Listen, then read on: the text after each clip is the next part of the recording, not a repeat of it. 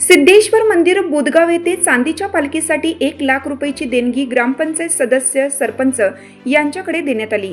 यावेळी सरपंच वैशाली पाटील, उपसरपंच अविनाश शिंदे, सदस्य मनोहर पाटील, अरुण बंडगर, संदीप निकम, शुभम कांबळे, धनाजी पाटील, विष्णू वसवाडे, सारिका पवार, शुभांगी कोळी, मीनाक्षी चव्हाण, मीनाक्षी एडके, शुभांगी शिंदे, सपना गोसावी, डॉक्टर शिरीन चौगले व श्रीमती उज्ज्वला शिंदे हे हजर होते।